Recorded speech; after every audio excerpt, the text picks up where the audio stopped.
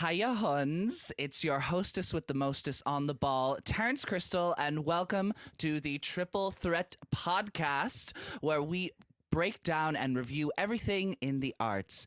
And with me today, I have my extra special guest. It's Miss Ciara Laste. Hey! Hi, How are you? I'm good. How are you, my love? I am doing so good. You're doing so well. And fun fact about me and Ciara, we met in 2016. We did. 2016, and we were in uni together for a year, and then we went to another university in Ireland. That is correct. And you were the year below me, and we've known each other since 2016. How many We've years known is each that? other since we were babies. Oh my god. Babies, yeah. I'm gonna say absolute like babies. 6-7 years now. Yes. Must be. Yeah, because I was saying to Cormac in the last podcast episode, this year is our 10-year anniversary of knowing each other. So this is 2016. Yeah, 7 years. Stop. 7 years. Whoa! I know, that's crazy. Yes, so we are here on the Triple Threat podcast. And if you're new to joining us, this is how the show works. I'm going to give a non-spoiler review of a piece of art that I have seen, but my guest has not seen, and then vice versa. Ciara will give me a review of anything, and this could be anything. It could be poetry, it could be a play, it could be an art gallery, anything at all. And Ciara will give me a non-spoiler review of that I haven't seen. And yeah, at the end, we'll do a big spoiler review of something that we have both seen. And yeah, I'm very excited. I am buzzing. How exciting. I am very excited. And actually, this is your first time in my flat. We're in the most luxurious studio in all of London. If only you could see it. I paid thousands of pounds for this exclusive studio that has all state-of-the-arts, including my toiletries in the corner, my vinyls. Yes. I can see them all. Yeah. You see the Taylor Swift one is the new one. Iconic. Midnights. It sounds really good on vinyl. Really? Yeah, it actually Can't say I've heard. Yeah, no. You should give it yeah, if we ever get a chance, just listen to it on my final. Just little listen party. All right, now without further ado, Ciara, what have you brought in for me that I haven't seen to review? So I have brought A Streetcar Named Desire by Tennessee Williams, performed in the Almeida Theatre. Directed by Rebecca Frecknell, who fun fact directed Cabaret, currently on the West End right now. Love her work, honestly. Absolutely stunning. I loved this production so much. It was one of those productions that you just sit back and the cast got it.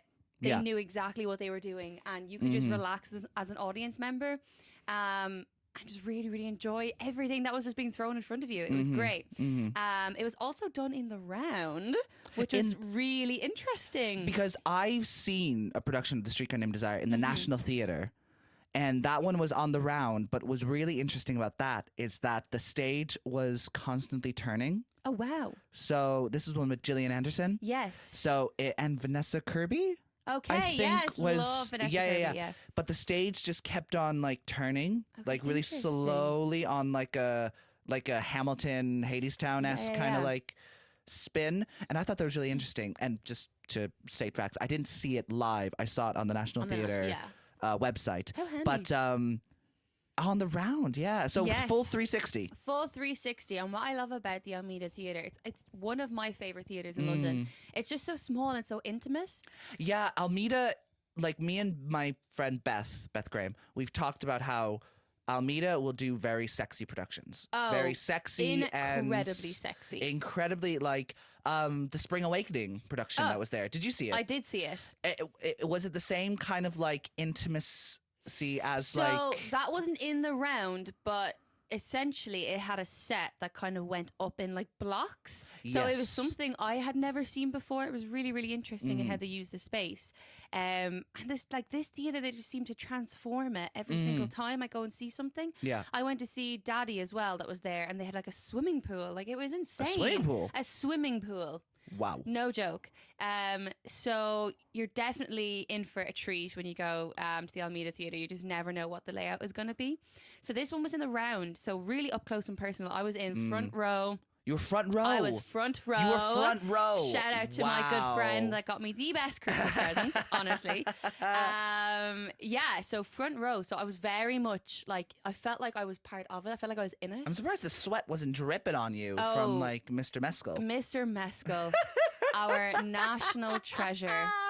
I love him so much. Yep. He is honestly one of my favorite actors. I think he is incredible. Well, like he's just gone off the back of being in an Emmy Award nominated series to an Oscar nominated movie to now starring in a soon to be West End leading man show. So he got both the Oscar nomination and the West End transfer in the same day. Yep. The same day. Yes, that was the same day. Yeah. Oh, like insane. And it's just so nice because he would have graduated in around the time we were graduating as well. Maybe the is he our age? year. Yeah. He's like maybe a year or two older, but Wow. because I would have seen him back in his like Lear show. I think it was Much Ado. But didn't he famously not finish the Lear? Yes. Because he got the lead in the Gatsby. Yeah. So he didn't do Gradfest, basically. Yeah. So Wait, didn't do Gradfest. What does that mean? No, so Gradfest is, so you have the MFA course that's in there as well. My friend actually did it for directing. And so I'm just handing Terence his coffee. Thank you. Now I'll pull the mic away so you don't hear me disgustingly like slurp. All this delicious pre-made Starbucks, not sponsored. Not sponsored. I fucking wish. So what was I saying? Oh yeah, so Gradfest is essentially there is this MFA program for directing in the Lear, and each student in that course essentially are given like a handful of actors from the final year and are to put on essentially like another one of their final year plays. And then he didn't do that. He didn't do that.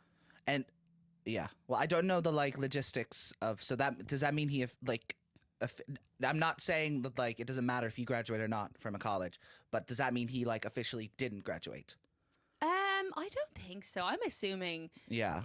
Well, I mean, he's doing well. The fact that with or without it, yeah, he's a very, very successful man. Very successful, and it's just so lovely to be able to kind of see him from, I suppose, that college transition into the big world. The big world, and I've seen him in Asking for It. I sound like a bit of a stalker. He was in Asking for It in the Abbey. He was in Asking for It. Yes. No, was he a big role? He was the brother. Oh my!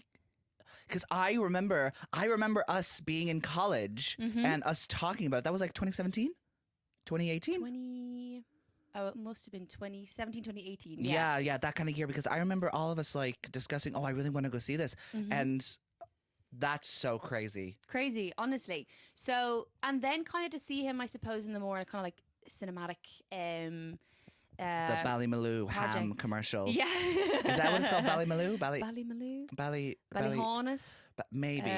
It was the sausages anyway, and he did well. He did well.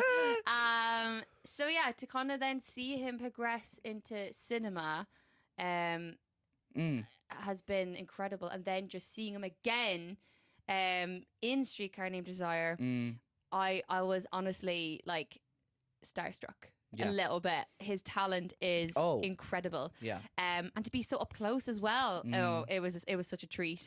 And now I want to ask you, like apart from Paul Mescal, how did you find out about Streetcar Named Desire? Was it just mainly through like Paul Mescal's name in it? Not even that, but I suppose I follow the Alameda Theatre on Instagram, and the minute they announce their season, I'm always just on it because I just. I suppose, yeah, it probably was Paul that caught my eye. Yeah, of course. Let's be real. But because it's the same thing, I suppose, with Andrew Reynolds in Tammy Faye. Tammy Faye, that caught my eye. I definitely wanted to go see that. But it's just insane how their entire season sold out so quickly as well. Oh yeah, well, it's interesting because I find that like a lot of the time with these shows that have a named celebrity in it, they could be very much like hit or miss because you know, like sometimes. But I feel like there are a bunch of exceptions to this, and it seems that Streetcar Named Desire Without a is doubt. without a doubt an exception from And this. I feel like the Almeida Theatre, they're not ones to kind of pick a name just for the sake of picking a name. No, it's the talent that comes It is through. completely the talent. And Oh, Paul, do you want to hear a fun fact? Yes. I emailed the casting director because they were putting out casting calls for Stanley's Friends. Right. And I love A Streetcar Named Desire. It's one of my favorite plays. Yeah. We had to study it in Mount View. And I was really excited when I heard and that it was the Almeida and that it was the Rachel, what's the director's name? Rebecca Frecknell. Rebecca Frecknell, because she directed Cabaret, and I was such a huge fan of Cabaret that I was just like, you know what, I'm just going to email the casting director, and I think I emailed Rebecca. Yeah, fuck it. Honestly, because I was talking about this with my friends a couple of days ago, and we were saying that, you know, if you see something you like, and you see the casting director, literally just email them and just be like, I loved your work in this. Here's my details. Yeah. The worst they can say is no. Or no, the worst thing that can happen is that they just ignore you. Yeah. And that's not bad at all. No. But yeah, I emailed them and I was just like, I was really funny in the email. I was just like, I do declare that I would be the fattest and the Iconic. I love that. And so yeah, but Almeida Theatre on the round, you were so up close and personal. What was it like being that up close? I suppose, like, with a text like Tennessee Williams, it is all about the writing. Oh yeah. It's not about like the gimmicks or like I suppose staging. It was in the round. It was very cleverly done. I mean, I thought Stagecraft. Yeah, absolutely, at its finest. And especially with Tennessee Williams, like the pace of the language, it's so fast. There's so much information being thrown out, and it's just written so well that every bit of information, it's not new. It's not old information. It's new information. New information is constantly being thrown at you, but it's just done in a way that you just can't stop listening, and you're constantly processing all this information.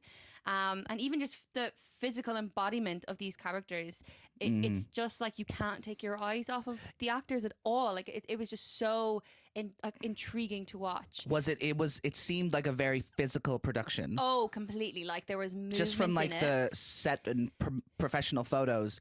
It's you would agree. It's very like they had movement choreography in it. Basically, it was very Martha Graham, you know, contract and release. And how I imagine Tennessee Williams, like, and especially Streetcar Named Desire. It is the characters in that are almost like animal like. That's another thing that I had as well. Like there was this one moment. I won't spoil anything where Stanley's character was completely just transformed into this animal, like completely on all fours.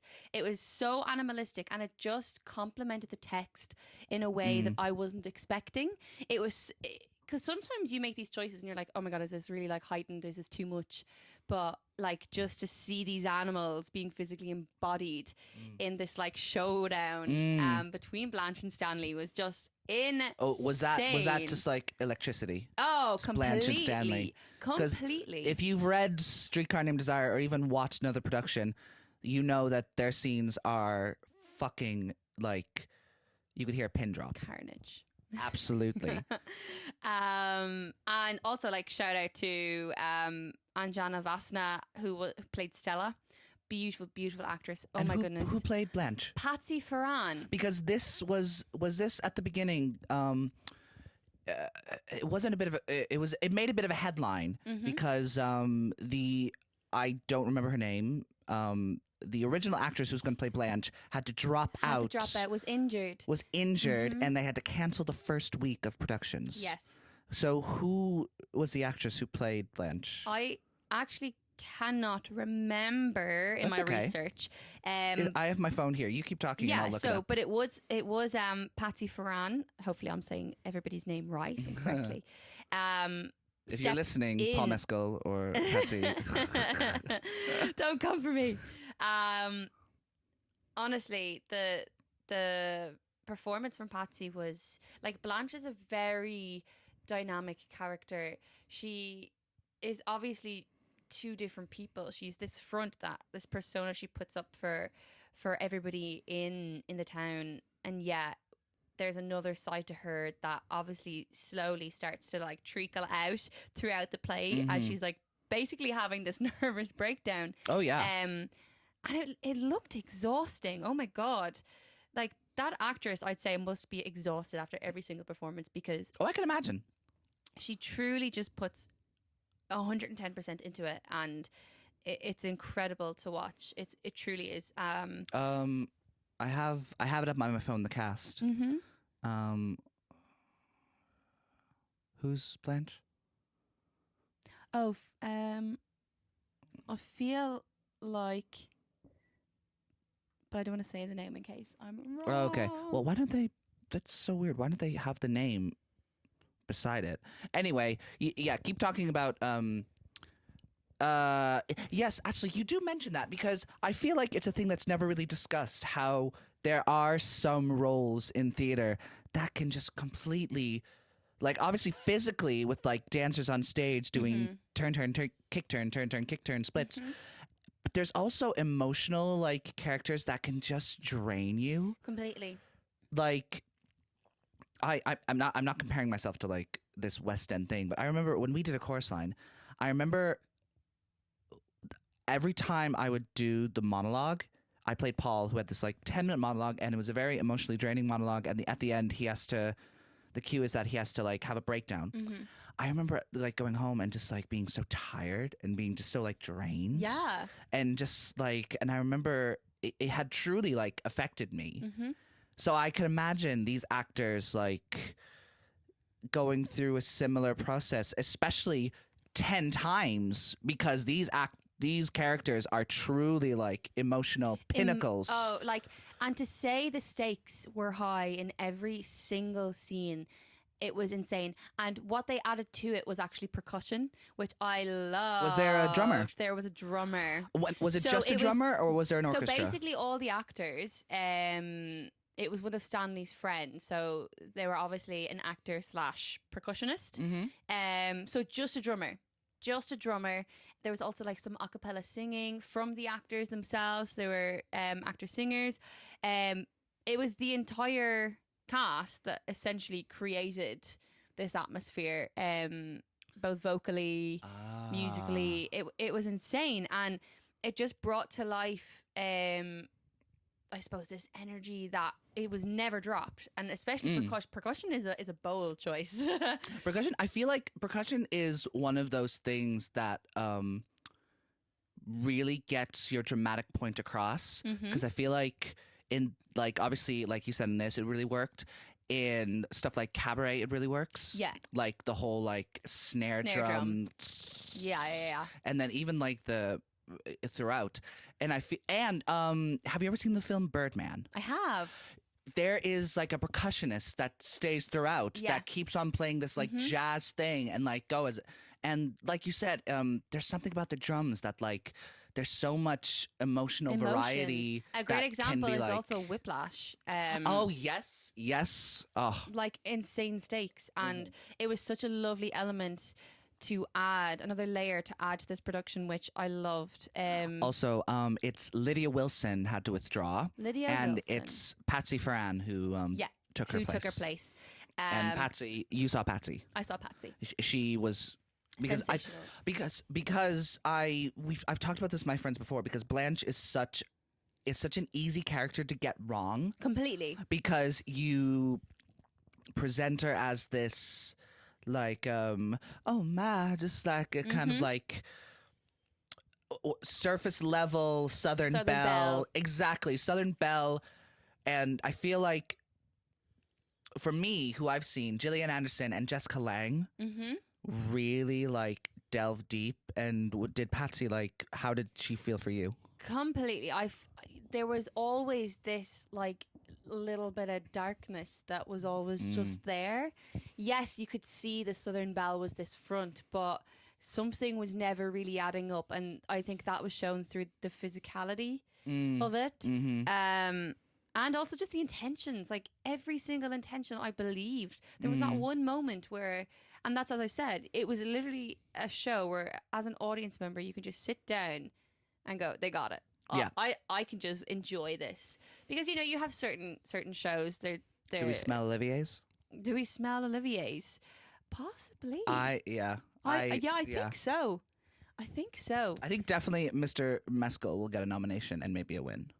I definitely think Patsy could as well. No, I think from the way you're describing it, I think it could be like a juggernaut like Life of Pi was last year. I think this could really, and the fact that it's getting the West End transfer means that like, because the Almeida, is that off West End?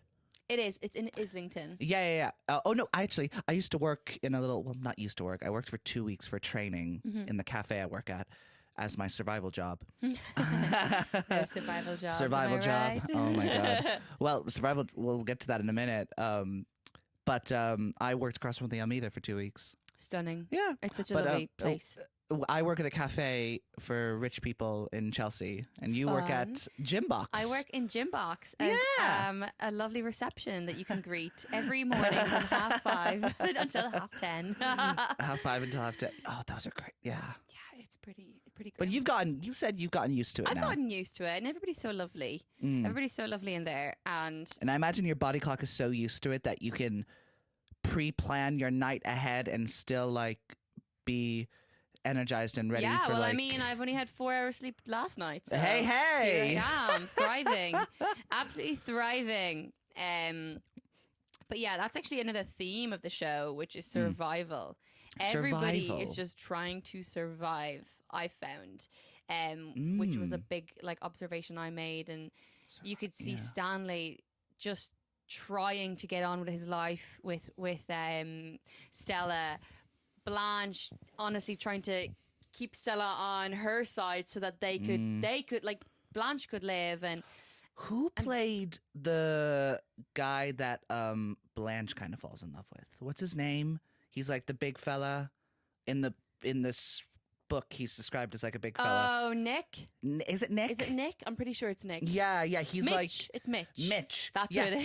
He's like Blanche's sort of like safety net. Safety net and love interest. And John Goodman played him in the Jessica Lange version with Alec Baldwin and Jessica Lange, and that was like one of John Goodman's best roles. Yeah, but what was he like? It's an interesting character to play because obviously you were the opposite of Blanche. Yeah, and he's this loving young as well, because obviously there's this whole thing that Blanche shouldn't be seen in the light. Yes, that is because of just from knowing the play. Just from knowing the play, shouldn't be seen in the light because I don't know, the age difference. But I mean, aging is a beautiful thing. Exactly. But I have the grey hairs to prove it. No, Mitch is this loving, gentle character that actually just wants to do right by Blanche as well. And can kind of see that they're two odd fish a little bit. Yeah. He kind of goes on about how he's not this like social butterfly. He never was, and kind of sees a little bit of hope in kind of the two of them being together. Yeah. Because of their little flaws that they have. Unfortunately, her flaws are much, much bigger than his. Oh, so, yeah. No very spoilers much here. But yeah, I actually adored his character so much. The vulnerability that came from that actor was beautiful and heartbreaking as well at times. All you can see is that he just wanted to love and be loved, and it's so sad. Yeah. It is just kind of that thing, and then like just it's so hard because from reading the book and seeing other productions, it's the reasoning for Stanley's like visceralness towards it's hard to see. Yeah.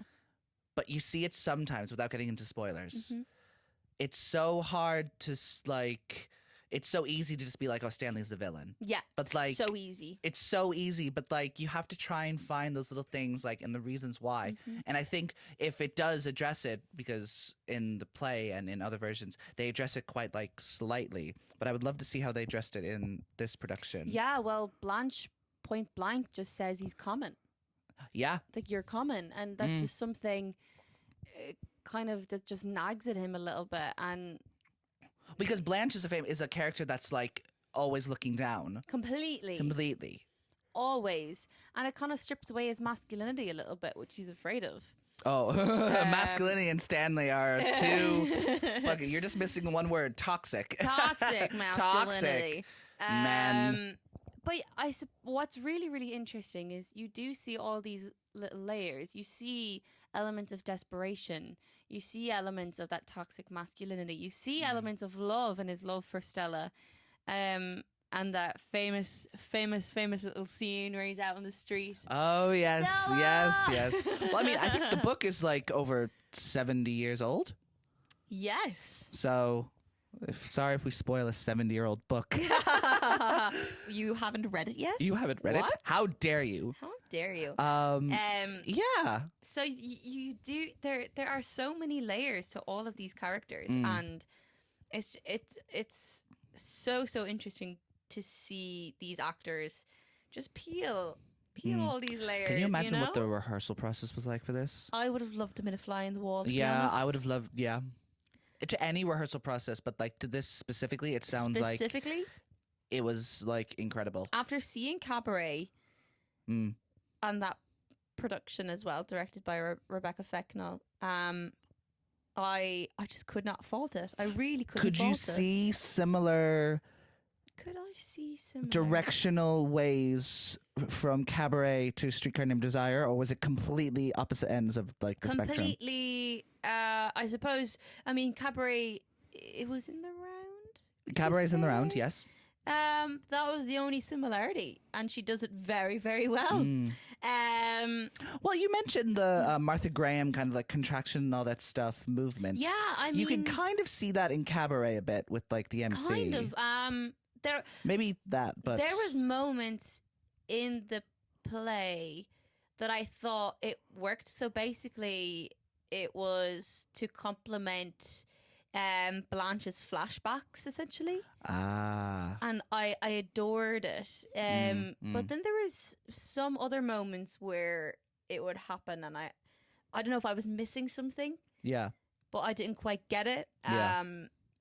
However, it's still it is beautiful to watch. And maybe I did miss something, but I did think it was interesting. Let me ask you this, because I asked this to Cormac and I asked this to all of my guests. If you had to give it like a rating out of 10, out of 10, and your own personal like experience, because I feel like that's the best, that's one of the most crucial things, is your own theater, cinema, or like reading experience while watching or reading something. So let's give it out of 10. And obviously, like, I could give everything 10 out of 10 and people could completely disagree with me. Yeah, completely. I mean, I would give it a solid 9. Good, yeah. A solid 9. Completely. It deserves it.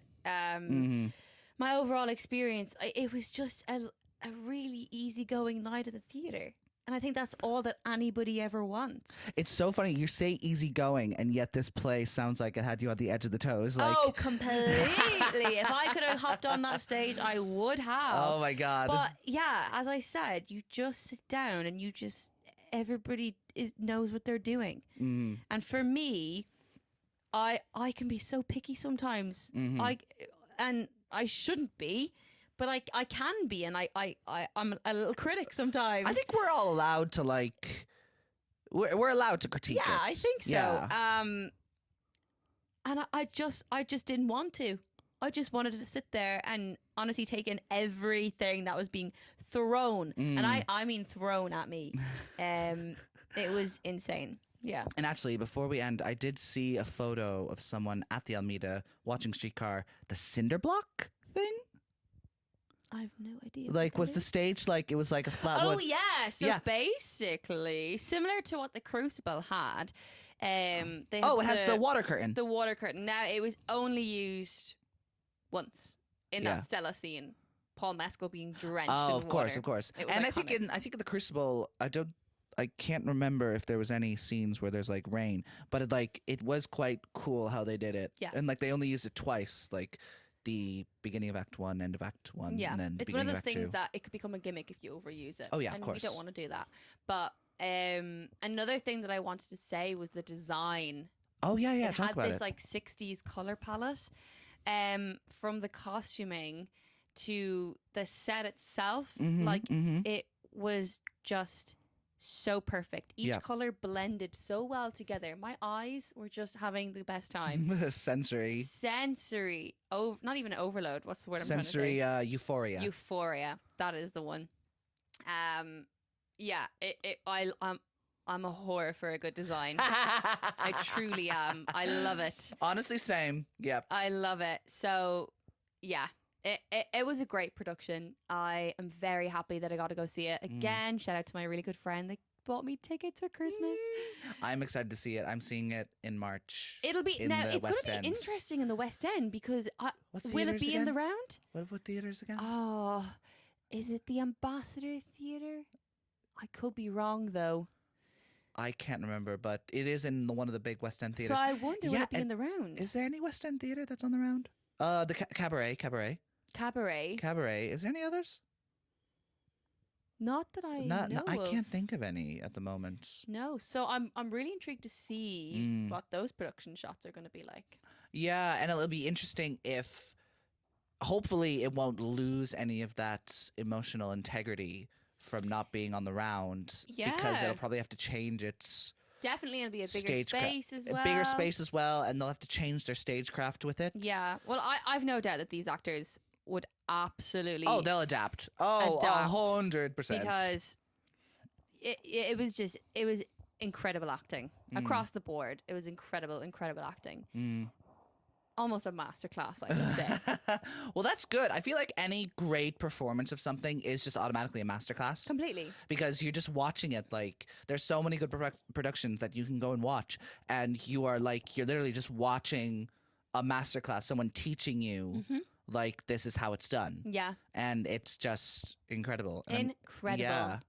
I also had funny story. Wow. I had Nicole Kidman, James Corden, and Andrew Reynolds sitting opposite me in the Almeida Theatre. Opposite. Oh, so on the other side. Yeah. Wow. Yeah. James Corden, Nicole Kidman, and Andrew Reynolds. Andrew Reynolds. Nicole- What a trio. Oh my! Whoa! What a Nicole. Now Nicole Kidman, is she like? She's quite a tall woman. Yes. So was she like? Was she like? Obviously, you weren't watching her watching the show. No.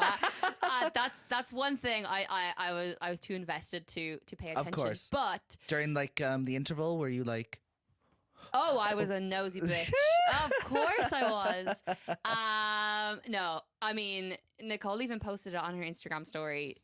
I think everybody adored the production. Well, that was like the photo of Angelina Jolie with her kid in like a coffee shop with Paul Mescal. With Paul Mescal, I'm assuming having a they conversation after. Yeah, it was Yeah. after they saw Streetcar, and that's such a funny photo Yeah. because it's like Angelina Jolie, like the biggest star in the world, and Paul Mescal, like an About A-list, to be the biggest about star to be in the the biggest star in the world. world, but in this like it looked like it wasn't like a 5-star or like cafe. Yes. Do you know what I mean? It was just quite interesting, the contrast. But no, that's so interesting. Yeah, it was pretty cool. Yeah. No, and Andrew Reynolds, that's funny. Like, because my friend asked me, he was like, out of the three of them, which one would you like to go up to? I was like, I would choose Andrew Nicole Reynolds. Really? Yes, I feel like Andrew Reynolds just has this energy about him. I feel like Nicole Kidman, I would be a bit too afraid. Yeah. Not because I feel like she's mean, but I just feel like she's Nicole Kidman. You know what I mean? Whereas Andrew Yeah. Reynolds, I feel like I have a little bit more to talk to. I feel like because I of could, us being musical theater kids. I think so. Yeah. And he's just iconic as well. Yeah. You know? I feel like it's because I work in like this rich cafe in Chelsea, and we got a few celebrities coming in. Mhm. And the one thing I make it a rule is that unless there's someone I really love, like if I don't know, if like fucking Lady Gaga walked in, Yeah. like I don't know, but I feel like that's too off the scale. But like if anyone of that level that I like adore and walked in, and I would like, can I have a photo? Yeah. But if it's anyone else that I really know and I respect the thing, I make it a rule that I don't ask for a photo. I No. just talk to them. That's the thing, because it's such a like I'm the same because we're based in like Covent, Leicester Square. We get a lot of You probably, you get a we lot do. more. We get a lot more Yeah. than you think, and I don't know. This is a whole professionalism about it. It's like, okay, I still have a job to do. I suppose at the theater is a bit different, but you also like, I would hate if someone was to come up to me and be like, oh my God, Ciara, can I talk to you? Can I? Because you're like, oh, you're kind of interrupting my vibe a little. Do you know what I mean? But maybe because they know they're these celebrities that they kind of expect, or can like I think you have to like I understand that you want to like you just want to like go out and like I understand some people are just like, I don't want to be bothered and all that stuff, and so I'm in my mind I'm thinking that like, oh, these people probably don't want to be bothered, but then there's the other side of it, that you are this high profile celebrity and that you're going out into the public, and that like, you know, there is a high possible chance that someone will just come up to you. Absolutely. And that's what I do. I just go up to them and I'm just like, listen, I'm so sorry for bothering you, but I just want to tell you that like, I really respect you as an actor and I love your work and I think you're doing a great job. Like, thank you for doing what you do. And that's it. That's all I say. Enough. I don't like try and like push my CV in front of them and just being like, hire me, please. Or like, hi, can I take a photo so I can put it on my Instagram? I just make it quick and concise because like, I don't know, you only live once. That's like, so true. You like literally like, what is there to lose? Like, exactly. And I feel like a lot of these celebrities, like I see them in interviews, they say that it does make their day. Yeah. When that happens. Boost the ego a little bit. Yeah, exactly. And you never know. They could be having a shitty day and you coming up to them saying that you love their work. But what is so nice and so humbling is that these celebrities go to these smaller venues and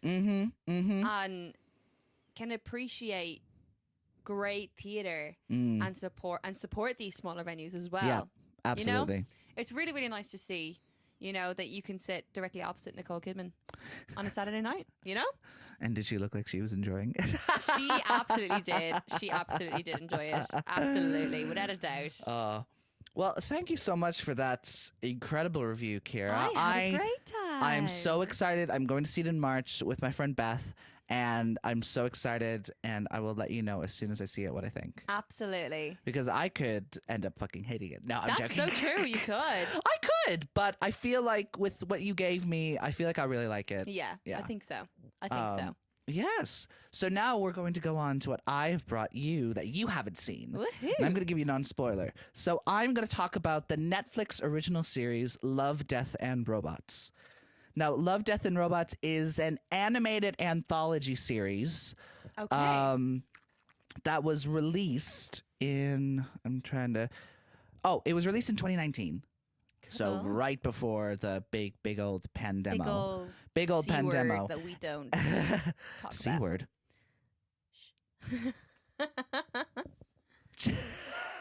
Terence, I'm more like P. Get your head out of the gutter. This podcast is rated G.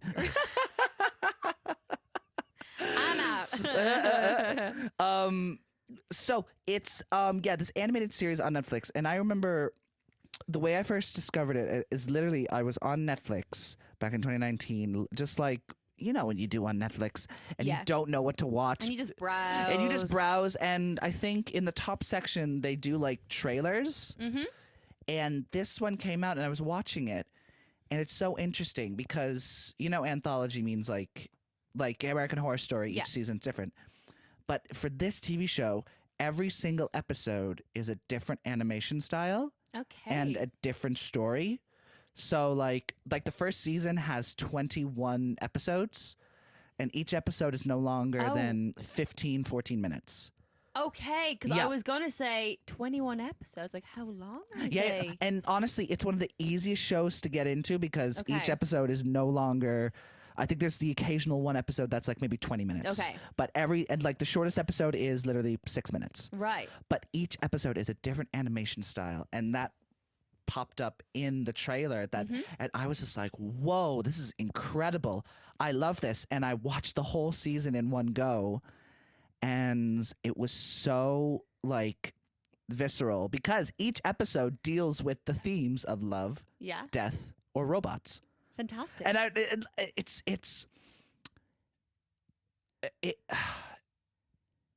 and each episode is directed by a different director. Okay. So you get like a different sort of, if there's something you don't like, you might like another episode. Yeah. Or like, you know, it's a very like varying degree of like different animation style. And what it does, it puts to the forefront that animation is not just for kids. Right. It's not just all like how lovey-dovey. Not that I'm saying that like the ones that are centered around kids can't like affect adults as well. But I feel like animation falls into this genre of family. Yeah, I get you.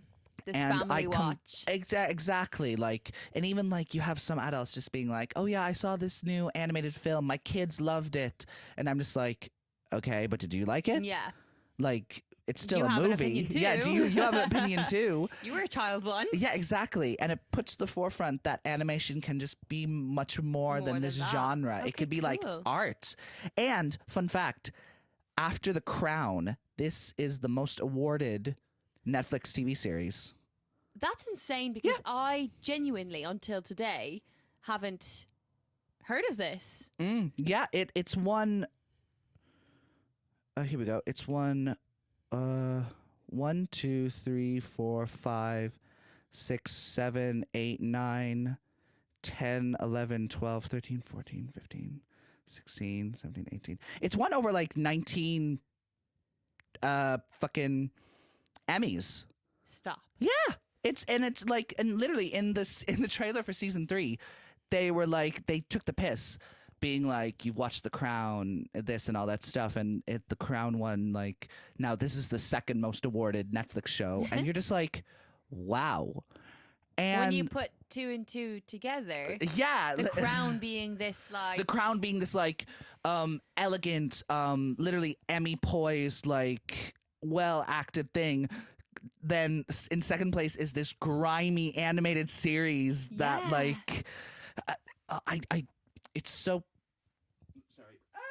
I just burped.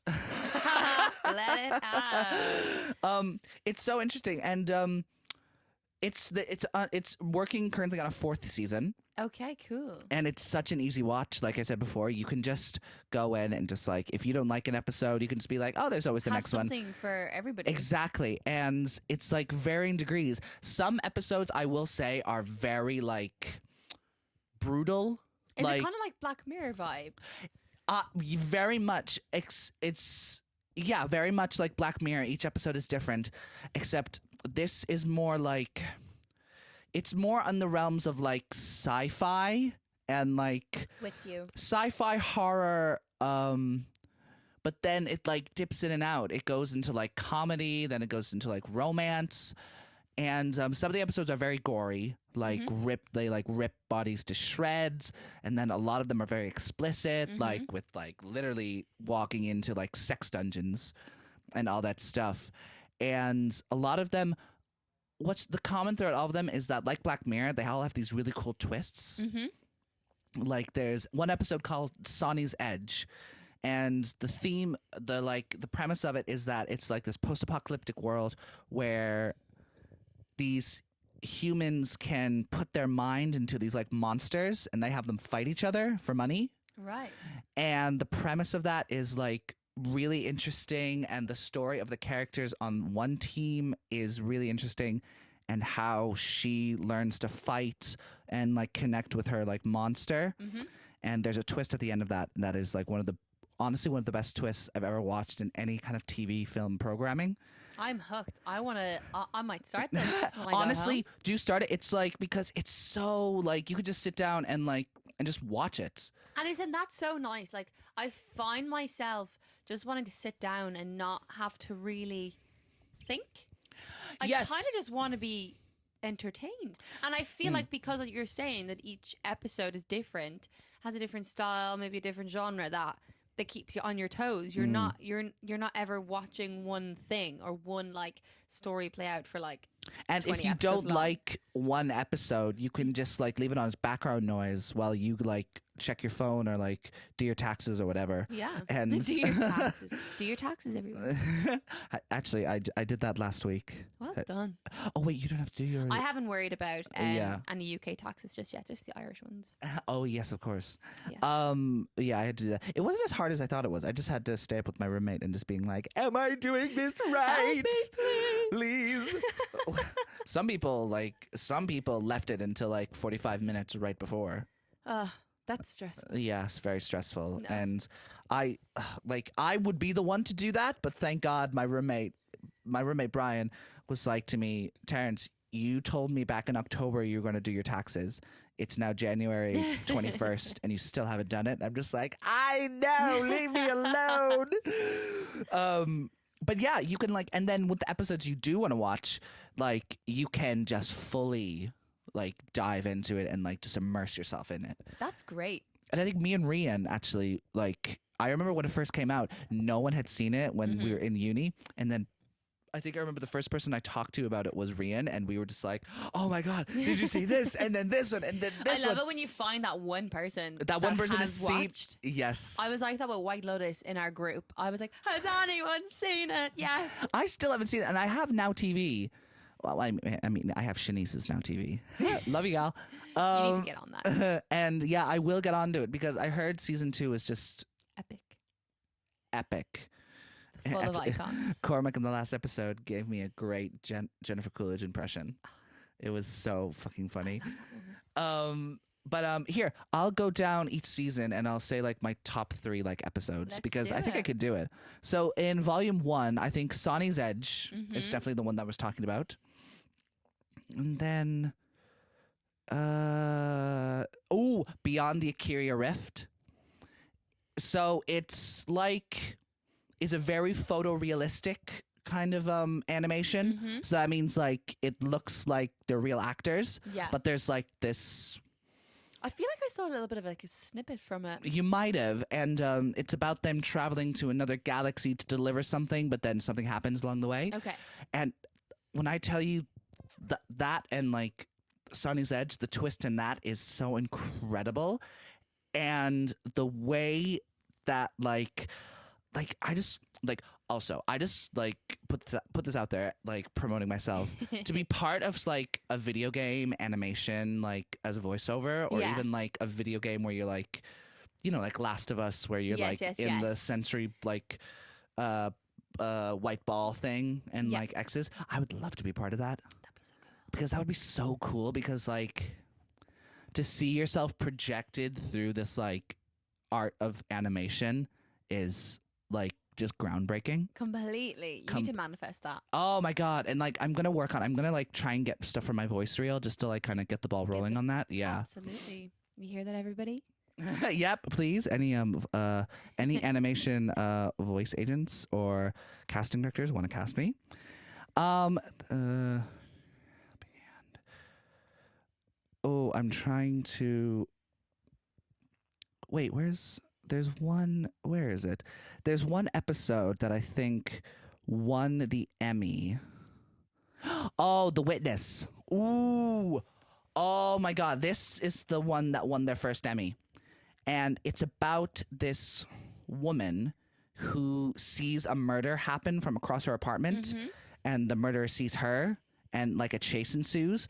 And like the art direction reminds me very much of almost Into the Spider-Verse. Okay. This like kind of comic book-esque, like cell-shaded dystopia. And the ending of it and the twist is like top notch. Like, oh, like I can't get much without spoiling it, but like it's so good. That's season 1, and then season 2. It was weird. Season 1 had like 22 episodes, and then season 2 had like 8. Wow. Which just shows like the budget and time needed for animation. Yeah. Oh, I'd say it's insane. It's yeah. Like, have you seen Guillermo del Toro's Pinocchio? I have not. It is on my list, though. It was one of the best films last year, and that took. I think he started working on that in like 2017. Stop. Yeah, and it just takes ages, like, and it takes What like a craft. what a craft, like, and then so season 2, I'm trying to. Ooh, all through the house is this like little fun, creepy like Christmas episode where these like 2 kids find Santa, and it's just really It's really funny as well because some of these episodes are really funny, but in a dark way. Yeah. And We love then a bit of dark humor. we love a bit of dark humor. And then I think Pop Squad is quite good. Pop Squad is interesting because it's like a Black Mirror episode. So it's this world where, so the key to eternal life is not having kids. Okay. So, and kids are illegal. Interesting. Yeah, so like you're not allowed to like, and there's like a operation you get to like stop yourself from being, well, it's an operation I think in that you get injected with something and that stops you from having kids. Right. So like to stop the overpopulation problem, Okay. they outlaw children, and it's a cop who has to deal with illegal children and like, Yeah. yeah. Ooh. So it's quite devastating in that way. And then my other favorite one would be The Drowned Giant, which is it's one of the most realistic episodes of the whole series, where it's just the story of a giant washing up on shore and people reacting to it. Yeah. And it's quite interesting how like it's narrated, and it's quite emotional and quite nuanced, because he talks about how like he's literally like on his face and just talking about how like these people are like jumping on him and taking his bits for like stuff, and how we treated this creature. Like, why did we treat this creature like this? God. Yeah. It's very what's the philosophical. Yeah. Yeah.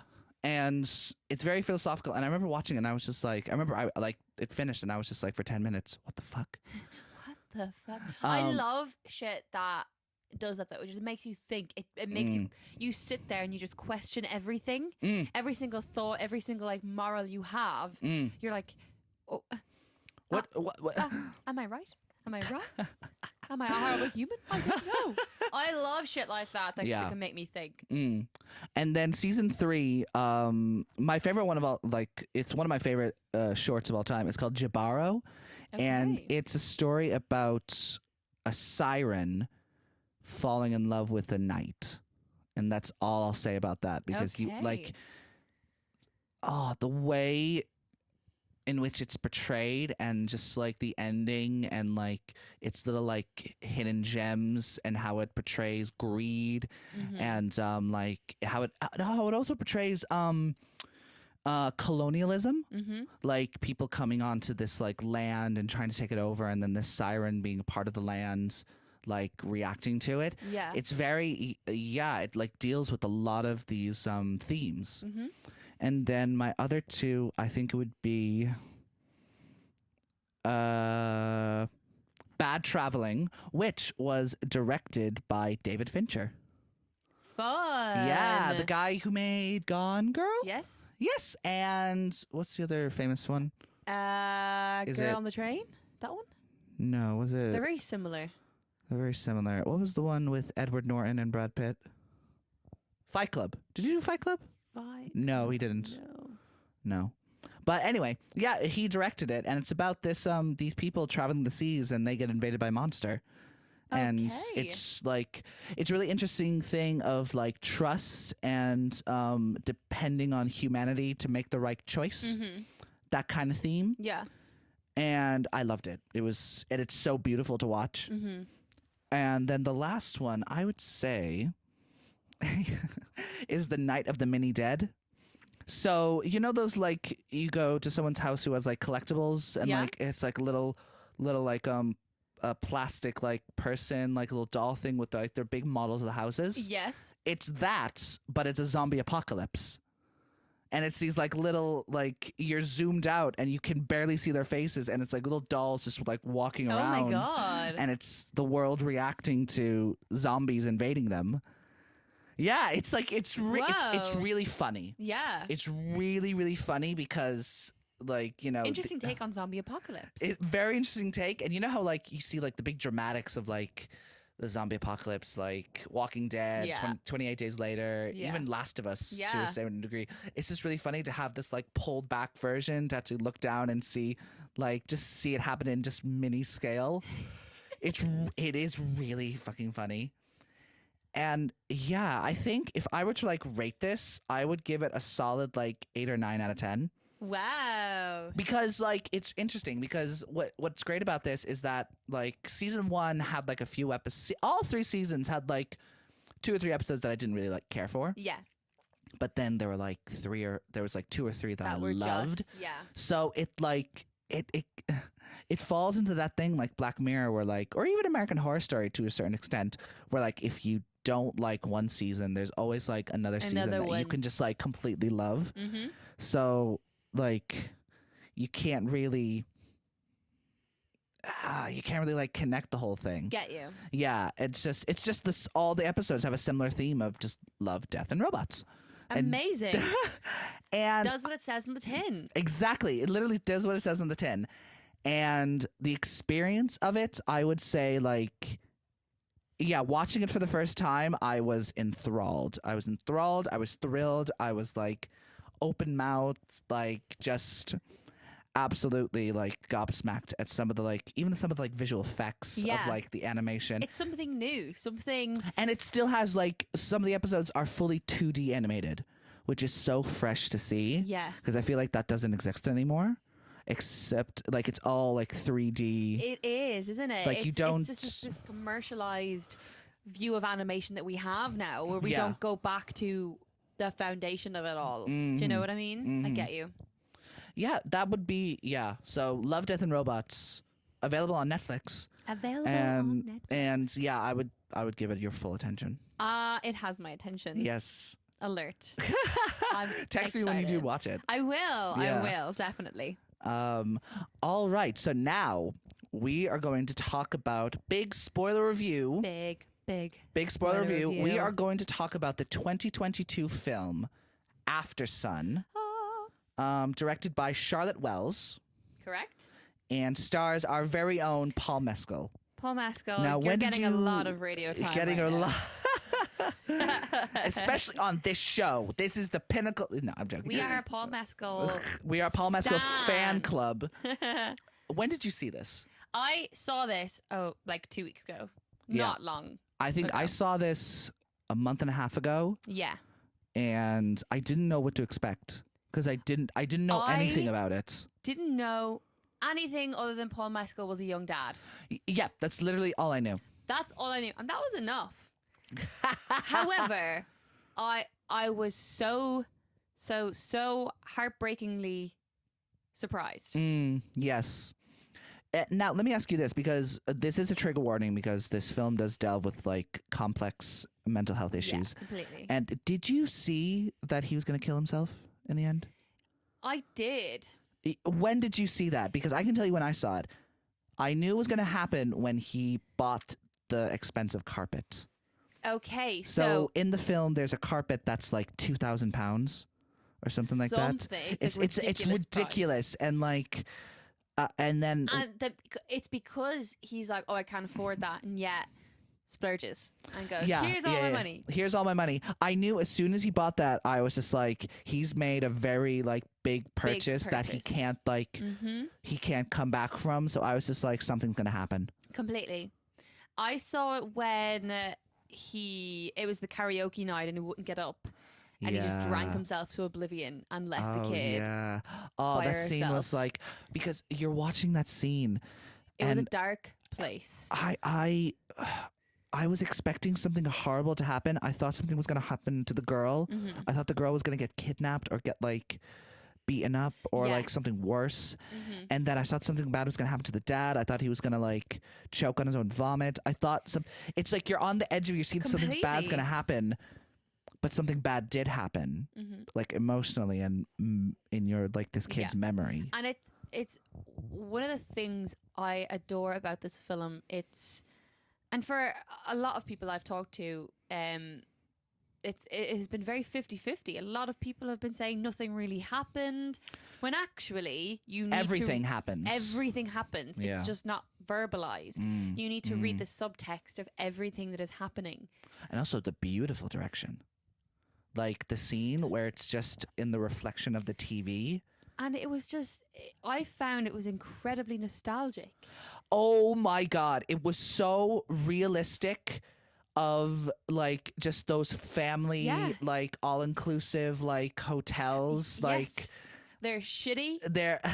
There's so many kids in the pool. There's so many kids in the pool, and like there's all other English people there. That is like it got that 100% right, and that feeling, and then yeah. Completely. Mm. And what was so lovely to see, which I personally haven't seen a lot of, is that father-daughter dynamic. Yeah. And it was so beautifully written. Yes.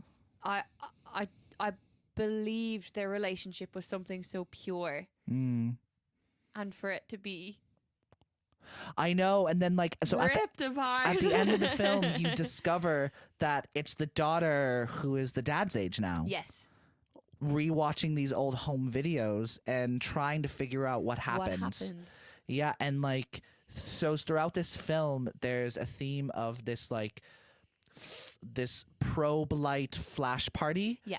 Where you like see like the daughter who's aged trying to find the dad, and like it's this distorted image. Yeah, very that isn't distorted. quite being pieced together, And like very like strobe, like you Yeah. don't know what's going on. And then at the very end you see like that when the daughter goes, it's him being like enveloped into this like darkness, which obviously represents that he like died. Yeah. And it's really interesting because what was I about to say? I can't remember. I can't remember what I was gonna. Yeah. That is okay. We have loads to talk about. It had this layer of darkness that wasn't really shown Yeah. until not even midway. It was even again a little bit later.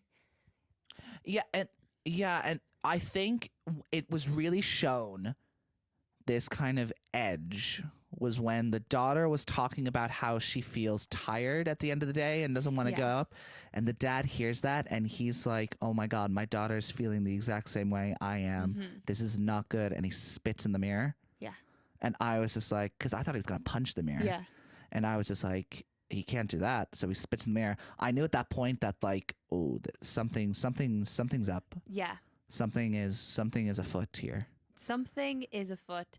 Can we also talk about the incredible soundtrack? And I listened to it yesterday. Yeah. And it is Oliver, I'm going to pronounce your surname possibly wrong, so do forgive me. Oliver Coates? Mm-hmm. Quates? Did he write it or did he just make the playlist? So essentially he took samples. So if you take David Bowie's Under Pressure, you take Oh my the end of fucking that God. essentially to create The Last Dance is what Oliver created. And now whenever I hear that, I am triggered. I am genuinely triggered. Mm. And that actually was my favorite scene, was that The last scene of them Under Pressure. dancing. Yeah. Just this moment of light between the two, knowing What's gonna happen? what is going to happen, because we knew by then. We knew we exactly knew by then, what was like, going to happen. Exactly. But you see this like beautiful moment of them just dancing with each other and giving each other full attention. Oh my goodness. Broken isn't even the word. Yeah, I think, and then I think was also really beautiful is that I was waiting for a scene where we would see the dad break down, and I was waiting for it, and the way they portrayed that was not what I expected, but still as like heartfelt. It And had it a very Paul Mescal stamp to it. very Paul Mescal stamp, and the fact that like it went from people caring about him and singing him happy birthday Yeah. to him like a back shot, like hunched over, heaving, Yeah. Yeah. like oh my God, like he And it's for us anyway, like it's not something we see. We in never parents. see in parents, Yeah. but we never see that side of depression. No. It's always that moment behind a closed door, and it's Yeah. uncomfortable to watch, but I think it's so important to see that I don't know, because sometimes people can depict that to being a bit much. Yeah. It's a bit much. It's a bit Mm. dramatic. Or do you know what I mean? Whereas Yeah. actually, because we're just not used to just sitting and watching that, Yeah. we just get a little bit uncomfortable. Yeah. And So I it's- adored that they had that scene in it. I love that scene too. And I think it was quite interesting to show, like, because, like, obviously we don't have children. Mhm. So, like, it's interesting to see this parent kind of, like, reacting this way and feeling that he's, like, a failure to his child. Yeah. And, like, you don't really see that much because it's usually, like, the opposite, like, with famous films like Lady Bird. Mm-hmm. Where I feel like it's the daughter trying to reach the mother, but then it's also like the mother has her own set of problems, but you don't really see that kind of like the pressures of being a Yeah. parent, And being a young parent. being a very young He was parent, 31. and also he's Scottish in this. He is. He is. What a great accent. Very good accent. And Scottish Very. is hard. Scottish is hard. Scottish is very hard. And also, can we talk about the young girl? Frankie Corio. Oh my God, brilliant performance. Superstar. She has a very bright future ahead of her. And I watched loads of interviews. She's so funny. She's so funny. And So she's funny. just kind of this person, this actor that just gives. I Yeah. would adore to work opposite her. Like she just gives you everything to play with, Yeah. which is amazing. And that's the one thing that Paul said, that she just constantly played and was just open. And it's so interesting seeing her like live the life that we kind of lived, like with going to these like hotels and all that stuff and like meeting these new kids and like, you know, sneaking off and all that stuff. And that's what I liked about it, because it was real in that sense. Like I just remembered it now. I love the scene where like I think it's the girl and she's like walking around because the dad's drunk and locked himself in the room, and he finds this like this gay couple kissing, Yeah. hiding, and it's the two like football players Yeah. that were part of their group, and like they've gone off and they're now like kissing each other. Yeah. And I was just like, that is so real. Like hiding off in this little thing and like sneaking off and having little experimentation and like all that Yeah. stuff. And I was just like, that is so realistic. I love the like subtle hint to womanhood, early womanhood as well. That curiosity that was yeah. played, and just this constant like Oh yeah, 'cause- questioning of the female anatomy. yeah. But it was so subtle. And the whole thing of like the dad just being like, there are a bunch of kids over there, and she's just like, but they're kids. Exactly. And she kind of finds her own by hanging out with the older kids. Yeah, because she is that middle age. You're not Yeah. necessarily going to hang around with the younger kids, but you're not old enough to be with the older kids. But you then are stuck. it leaves to that fear, because like as soon as she got to be friends with these older kids, I had the fear in me for her that these kids would like take advantage of her or like Exactly. do something to her.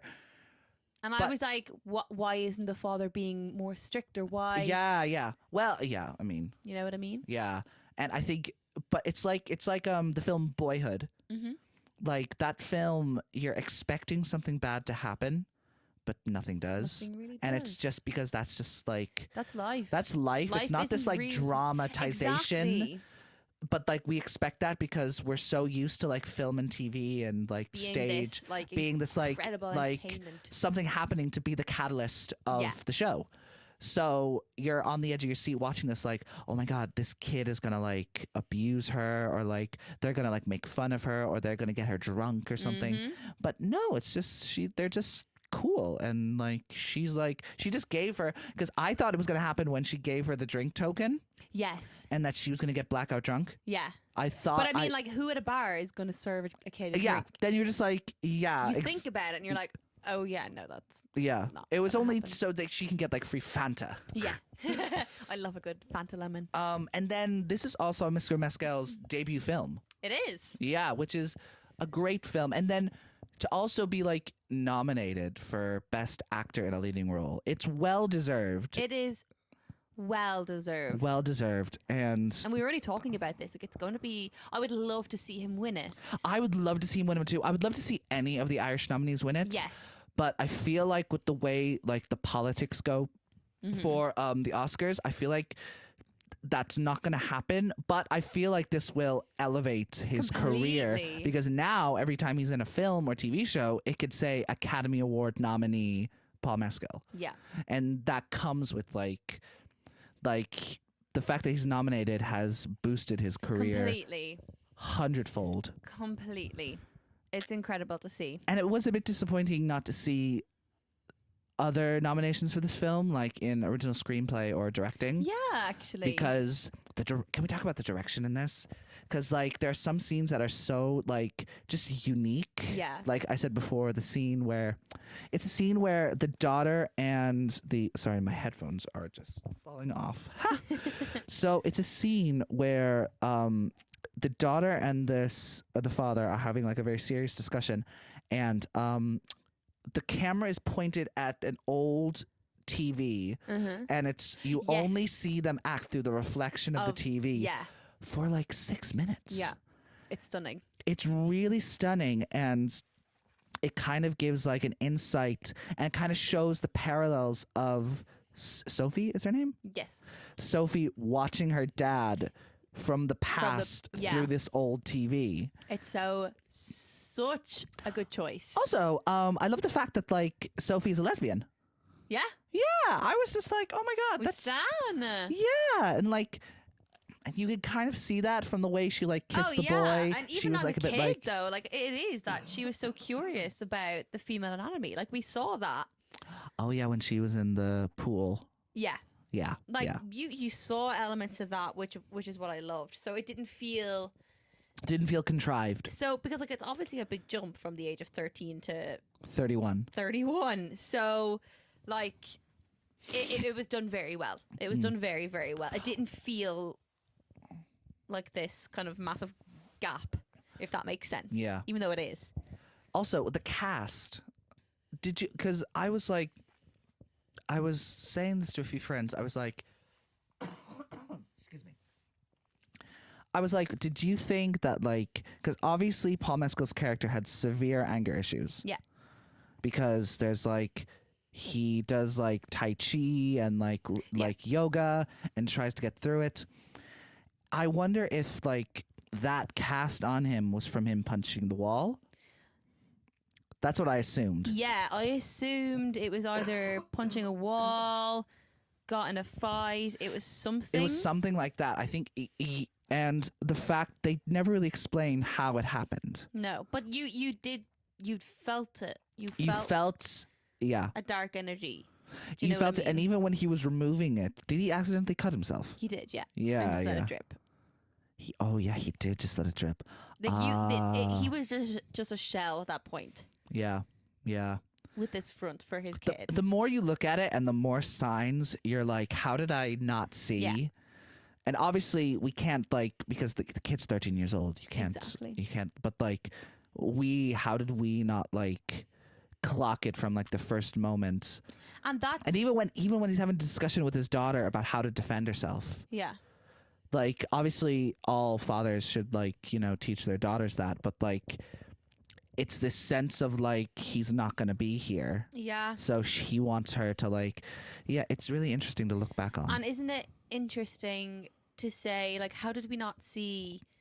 And isn't that so true in mental health anyway? Oh, absolutely. You always ask yourself that question, how did I not see? Yeah. And I just think it's such a discussion. It is such a discussion. And this film brings it out. Like, how could we not see that he was going to do this? Exactly. Yeah.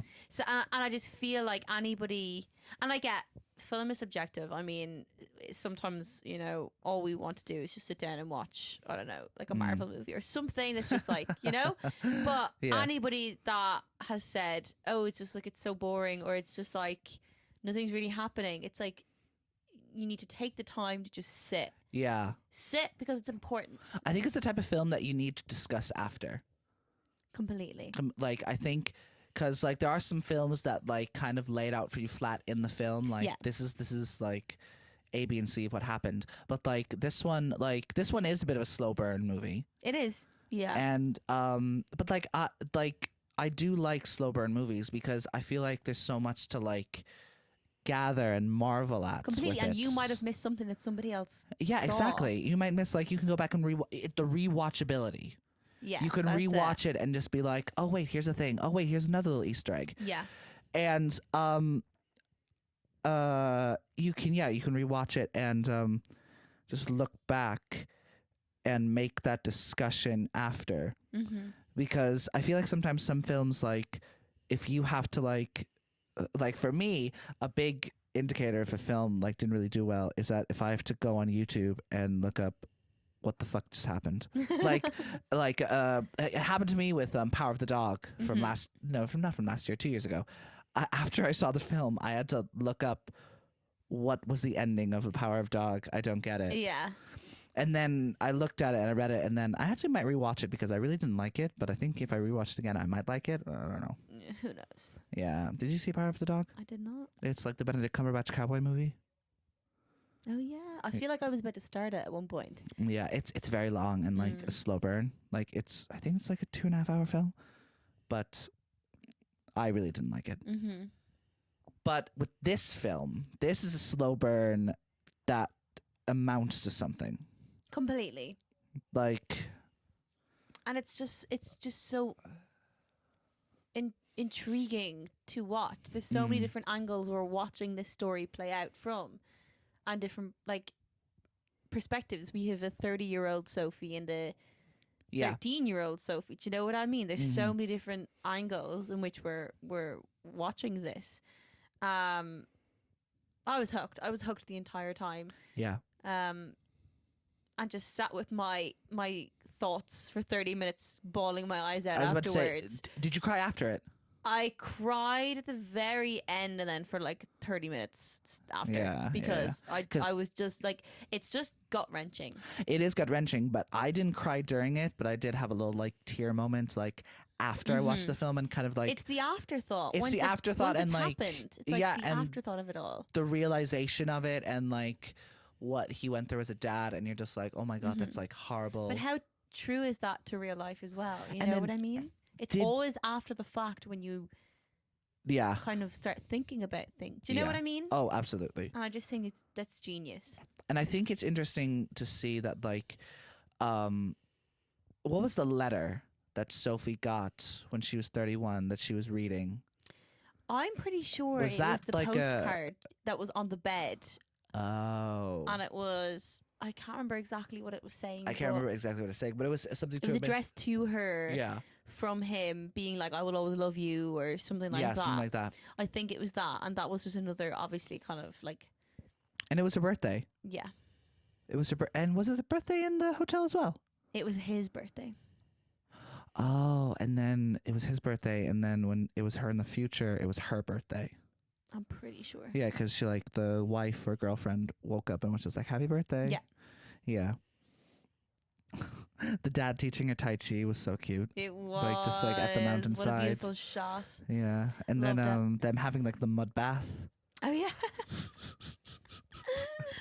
Oh, It's a great film. It was one of like the. Because I was saying this with Cormac in the last episode, like 2022 was like a great year for films. Completely, Like, I agree. Like you had such like varying different degrees of genre. Yeah. Like you had like Top Gun Maverick, like Avatar. You had Babylon even, and then you have like these small films like After Sun, like getting. And I love that those smaller like indie films are up there with. You know, multi-million, billion.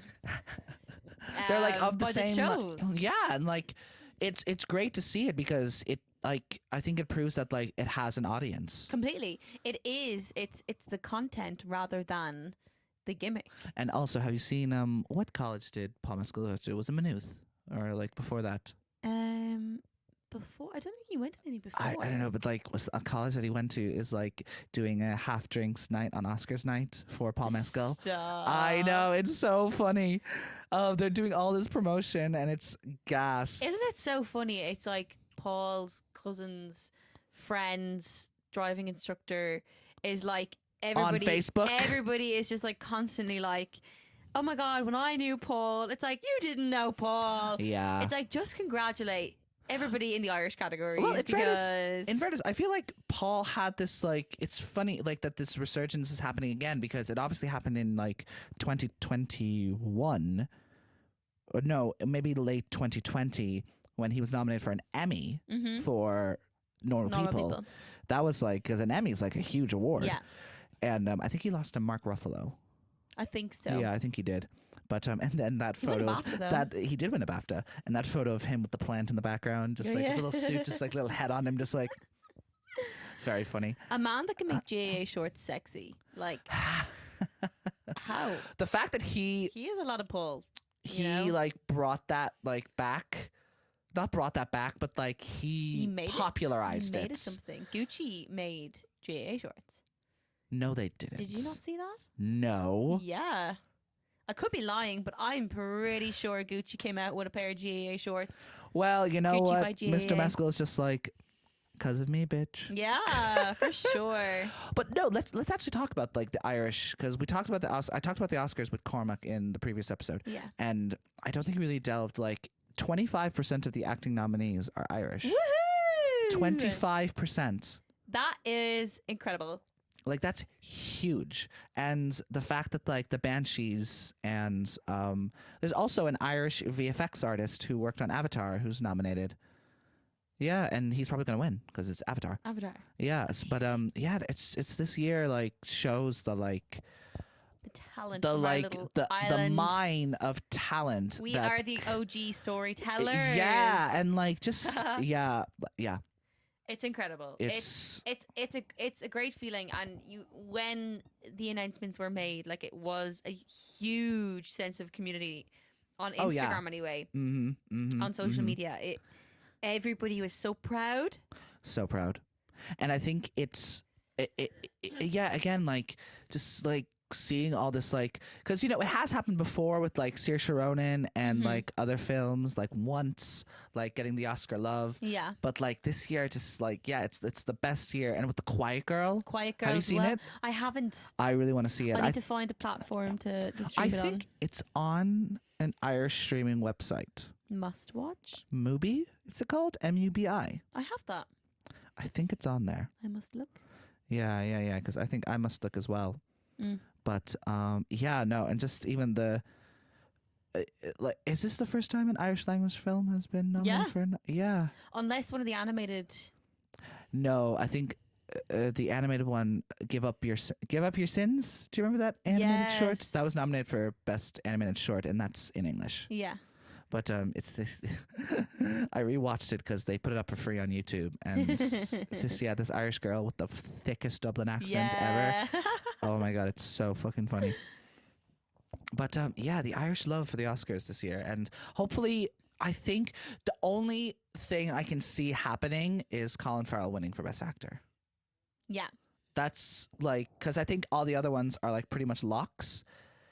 I think Colin Farrell is the one who could take it home. But Brendan then, Gleeson could too. no, I think you haven't seen everything. No. No, Kiwi Kwan from Everything Everywhere. Right. Yeah. Sorry, I he is forgot. like I think he's gonna win it. And that's I was talking about Everything Everywhere with Cormac yesterday, with the Cormac in the last episode. Yeah, I think Brendan Gleeson has not Brendan Gleeson. Colin Farrell has the chance to. He does. But after I would seeing- love to see Paul win it, but You would love to see Paul win it. I really would. Can you imagine? it would be iconic. I think I would love to see it. I suppose everybody in the category obviously is deserving, but Yeah. I don't know. There's just something about Paul that I'm obviously obsessed with. And I've seen 4 of the 5 nominees. I still haven't seen Bill Nighy. And I think he is up there as the most deserving. Completely. I think between I think him and Brendan Fraser are like, yeah. And I think when you see The Whale, because I saw The Whale 2 days ago, I think you might be like, Brendan. I see. Brendan will Yeah. win it. Yeah. How exciting, though! Yeah, it's very exciting. I'm going to be hooked when they have that award ceremony. And you know, it's the same day as have you been watching Last of Us? I have been It's- not fully caught up yet, but I'm But the finale of The Last of Us is Oscars night. iconic. Yeah, so I you'll have to choose also- between the two. I also think that Frankie is very much like a mini Bella Ramsey. Oh yeah, I get that kind of vibe. The two of Yeah. them. Very Bella Ramsey. similar. She's like both of them have just been having fantastic careers. Fantastic. Like- and they're younger than us. Well, how old are they? Like 14? Oh, I don't even know. It makes me sick kind of thinking about it. Well, alrighty, folks. So we are coming towards the end. I want to be huge thanks to our extra special guest, Miss Ciara Laste. Thank you for having me. Thank you so much. This is there my first anything? podcast. First podcast? Yeah. Woo! And there'll be many more to come down the Oh, way. completely. I'm here for a long time. Is there anything you'd like to promote or say that you're doing at the moment? So, nothing official as of right now. But if you do want to follow my Instagram page, I will put all your details in the section of the YouTube video. Yeah, keep your eye out. I'm currently writing some stuff, so everything is in the works. So do keep your eye out. Alrighty, well, thank you, Ciara, and thank you to all of you for listening. I'll be posting all the episodes on my YouTube channel. I'm currently working on how to get it on like Spotify and Apple Music, and that's just a whole big debacle. And now I have to say the thing that I love saying. No, I actually do like saying it. It sounds so contrived. Please like and subscribe. But honestly, if you do like what I have to say and what my guests have to say, please do like and subscribe. And I shall see you next week. So goodbye, and thank you for listening to the Triple Threat Podcast. Bye bye.